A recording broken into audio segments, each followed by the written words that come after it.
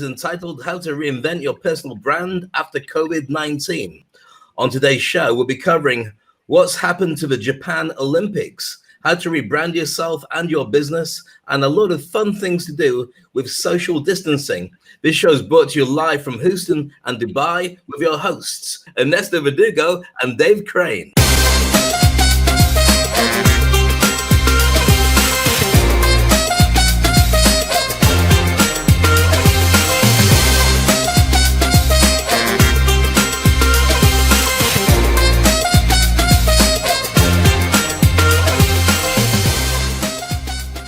That's live broadcasting for you. So how was your day? Yeah, well, as usual, my day is just about to start right now. It's 12 o'clock sharp in Houston, Texas, and 9 o'clock for you. So you have already started and you have already your day.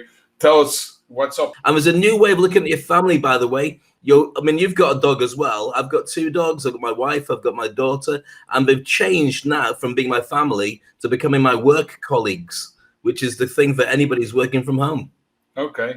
Well, that's interesting. Well, I woke up this morning to actually hearing that the Olympics have been postponed. Tokyo 2020, now it's going to be Tokyo 2021. And I think this is relatively important news because we are seeing the trickle effect. We are seeing now the domino effect. And the reason why the Olympics were actually postponed was because only 46% of the athletes that were going to compete in the Olympics in Tokyo have been actually qualified. And all the qualifiers were going to happen in the next 4 months heading up to the Olympics. And basically right now, with all the, all the universities and schools and sports being locked down, that what happens is that they're not going to be able to actually make the Olympics. So this is an interesting point because I think that we need to start understanding that this is going to be a long-term thing. And you were mentioning to me something very interesting about all the people which are right now on lockdown. So tell us about that, Dave. Well, the figure has now become 1 billion people around the world are on lockdown. And it's an incredible figure. I can't think of anything, any religion, or maybe Facebook is the only thing where you could turn around and say, right, there's 1 billion people all of the same type.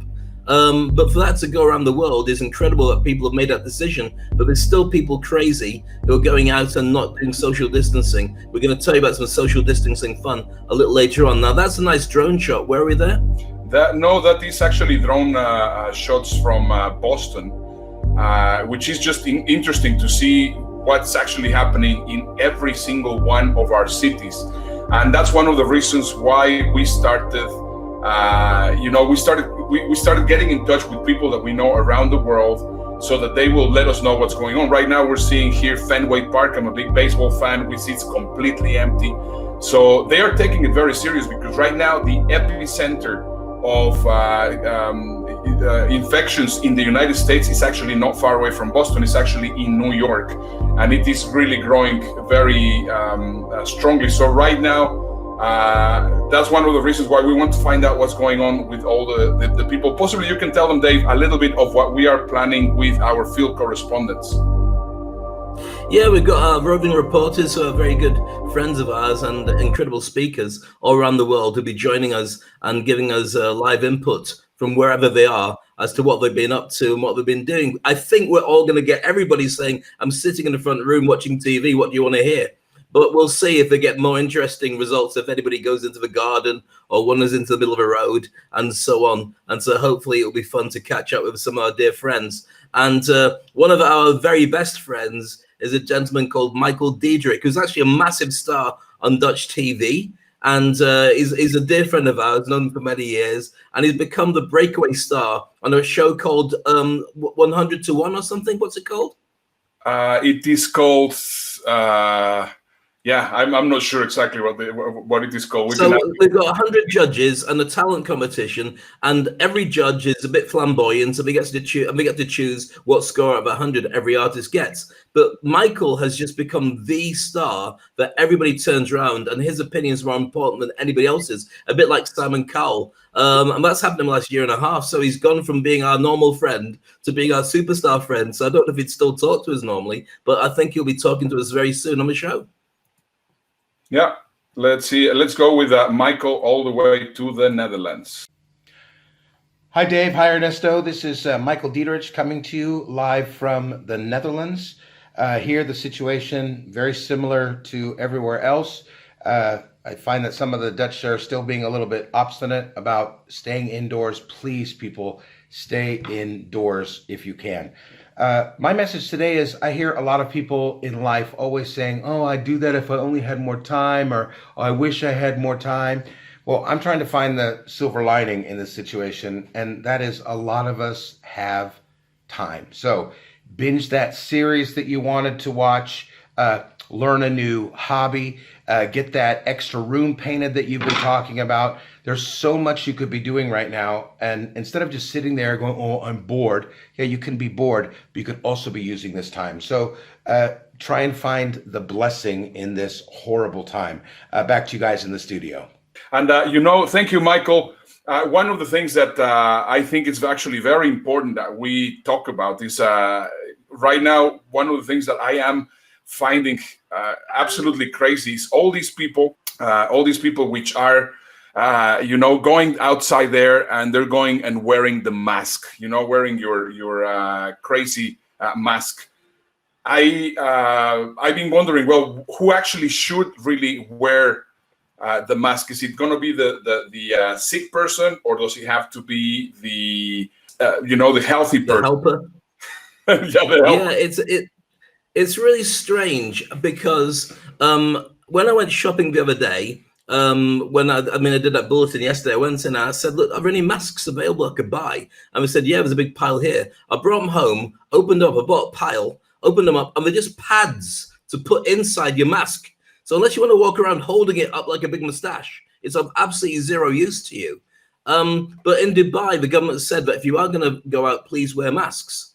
So I've ordered some masks online, but I know that there's different reports. So we're going to see one now? Yeah, let's go for it. The coronavirus emergency and a reality check on how concerned you should be and what you should really do to protect yourself and your family. We're seeing a rush to buy those face masks, and TJ Holmes is here with more on that. Good morning, TJ. All right, let me try to make it plain here, Stray. I have one surgical face mask here between the two of us, between me and Tom. He's sick, I'm not. Who should get the mask? Well, your natural instinct is to say, give me that mask. I don't want to catch what he has, but I should be begging him to wear it, because him, the sick person wearing it, better protects me, the healthy person, as if I were wearing it myself. So all these masks are floating around out there. Which ones do health officials say you should use? None of them. So as we can see it here, that's exactly what we need to do. I mean, I think the most important role, because some people have been asking me, well, why are you doing this show? And I think Dave and I, one of the reasons why we're doing this show is because we want to bring awareness. We want to show you that we're there. We want to help you as much as possible on the business side, but also on what is actually concerning us.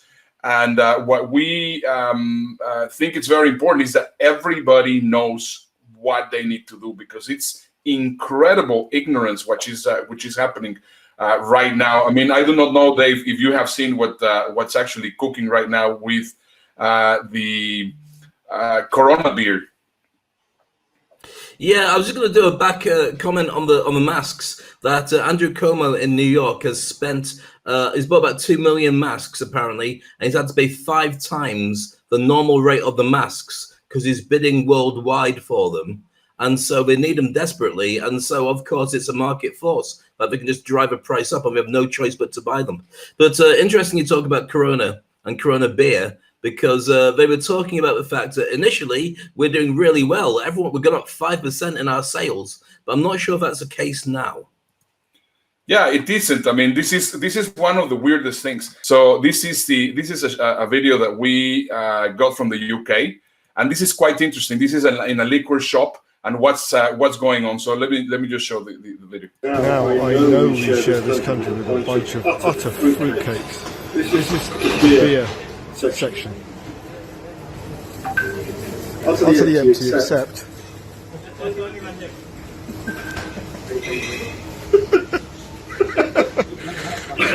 So Wow. yeah, it's insane. I mean, that really makes me think. You know, people think that coronavirus, it's actually coming from Corona beer. That's just the level. Which people think that? How could you possibly think that? That's the level of craziness and stupidity that we're actually seeing with this coronavirus. So that's why it's just something that I think it's very important, which is also related to branding. Right now, I think Corona is going through a branding crisis, and I think it's interesting how they responded. So let me just show you how they responded, and then I think we can just talk about the importance of branding, especially during and after the COVID-19.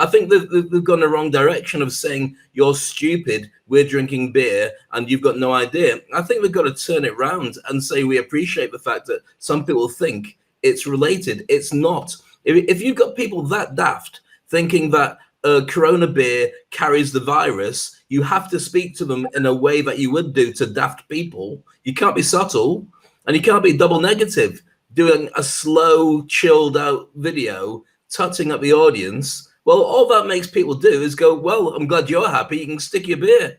I'll drink something else.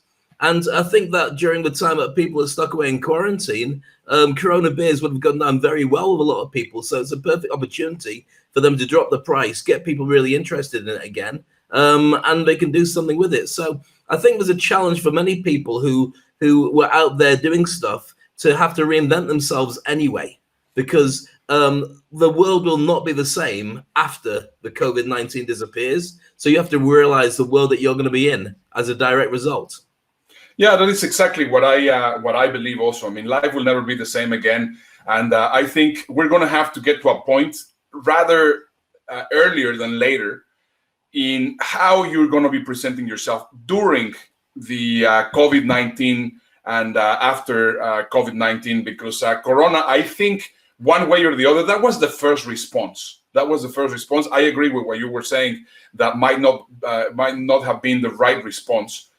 However, it was their first response, and this is what you have to start thinking. Well, how are you going to be presenting yourself in a brand? I mean, right now, some people are going to say, well, let's drop our prices and let's try to get everybody, and that's what everybody's going to start doing. And I believe that in the right now, in the economy actually going down, if you start actually dropping your prices, it's not going to be very beneficial for you. Why? Because you are going to have the double effect, the economy going down, and of course the tremendous amount of availability of whatever you're doing is going to be there, because everybody's going to be doing the same thing. So one of the things that you need to consider is in which way you're going to be positioning yourself so that you are now seen as your prospects or as your customers as the person that they really need to work with. So your customers, and this is one of the tips that I would like to give you, you have to start thinking, how could they perceive me as the person that they really need to work with, that they really need the most? And that is actually the reason why we want to link this story with Corona, with what's going on for the business world. Yeah, I agree with you. I mean, our dear friend Darius Sudi, who's an expert on sales, says that when people complain about the cost of something, it's a smokescreen. They just don't see the value of it yet. So you've got to increase the value. And what you've got to do right now is you've got to let people press a reset button on everything. The values are all over the place. The things that used to matter don't matter anymore. Things that are exclusive have no value. You know, things that are fashion-wise have no value. I mean, even the things that, like, over the next month to 2 months to maybe even 3 months, how many people are really going to care about ironing their clothes if nobody's going to see them? There's loads of things that are different about the way that people are going to be, and the way that people are going to be afterwards will matter as well. And so everything from fitness to food to even what you drink is going to make a big impact. I think that the rebranding has to be about the world that you're heading towards, but I think you can't ignore the world that we're in right now, which is a really strange world, where previously a lot of my clients would come up to me and say, I'm a life coach, but I'm not making any money because people won't pay for happiness. But at the same time now, I think happiness is a really interesting concept for many people, a mindset, and being at one in your own skin and setting goals and all the things that are very fluffy when people are too busy going to work. Now they're not busy going to work. I think those people have a massive opportunity to connect and mop up a load of clients, 1 billion potential clients who just need that little bit more that they never got from work, and they're certainly not going to get from a TV. Correct. I mean, I just wanted to show this slide, which I think is very interesting. Right now, what was flexing in March 2019 were the earpods, and right now what is flexing in March 2020 is Purell. So instead of you actually thinking, well, you know, I am such a big shot and I am doing that, you have to understand that every single person in the world has a complete shift in mind, and they don't care about what you do and what you're actually creating. What you need to start thinking that it's absolutely critical is the fact that you have to solve a problem. Because I can tell you, if we don't give those solutions, a lot of people are going to really suffer. So that's why you have to reposition yourself in the way that you are thinking. Absolutely. I was just showing it in my pocket then. I had both those things. I had my earbuds, and in my other pocket, I had my cleaning stuff, my sanitizer. And what gets really weird, and it happens when you're on your own in the house, is you actually start rubbing your hands in sanitizer in your own house. What am I going to catch off me? I don't know, but I'm carrying it everywhere just in case. And it's kind of crazy, but there you go. I'm probably just going stir crazy and cabin fever at the same time. So yes, it's a big challenge for people to reinvent themselves, but they really do need to think about doing it, because the world we're going to go into, we have no concept. When you see the empty streets, we don't know how we're going to view each other when it comes to socializing. When you see your friends that you haven't seen for a very long time, are you really going to hug them? Are you going to kiss them? Are you going to shake their hand? Are you going to keep 6 foot distance and text them? It might be a completely different world. I've got to ask you, Ernesto, why do you keep showing me toilet paper? Do you need to go? No, I don't need to go, but we're talking about how the world has changed. And this is just a very creative way of how people are actually coming up with solutions. So, for example, right now you cannot buy toilet paper. However, you can buy hand towels for the kitchen. And what people are doing is they're actually buying the hand towels and getting a knife, and with the knife, cutting the hand towels in 3 so that they will actually have toilet paper. So once again, this is the kind of world that we're living in, where people are finding completely different solutions. And business-wise, we have to actually get on their mindset. We have to get on their radar, because whatever we were doing pre-coronavirus, and I want you to start seeing the world with a timeline. It is pre-coronavirus and post-coronavirus. And whatever you were doing pre-coronavirus, I can almost guarantee you that it's not going to be worth any more what you were doing. I mean, you have to reinvent yourself. This is a time for reinvention. And yeah, but whatever was pre-coronavirus and whatever's post-coronavirus will still involve going to the toilet. That bit doesn't have to reinvent quite as much. Exactly. And that's why I was showing this. And also, it's very relevant to our TV show. Well, you're trying to make some statement about the show, about you showing toilet paper. We'll let that move on. Okay, I wanted to talk about about a couple of things. Social distancing fun. it can actually be fun. There's a lot of activities you can do to get a better bit of enjoyment with your friends while they are in a different town or in a different part of the world. I'm going to run down a couple of things here which you might want to get involved with. You might want to write down actually and start doing if you're not doing them already. So first of all, if you are distant from all your friends and you're wondering how to connect, obviously the first one is video chatting. So making friends and getting on to people you've not seen for a very long time, catching up on the gossip and finding out how things are going with themselves, their family, and just staying connected like that. Also, a virtual book club. If you like to review books or like to review movies, watch them all at the same time, chat to people about it and see how they get on. It's a little bit boring, I guess, but you've got plenty of time and it's a great time to read. Virtual sweating sessions. Why not work out at the same time on your video camera? Which sounds a little bit like a dodgy thing to do. But if you're going to work out, why not do it with friends? You've got a whole gym of people who might want to do it. And that'd be rather cool. You have a gym buddy.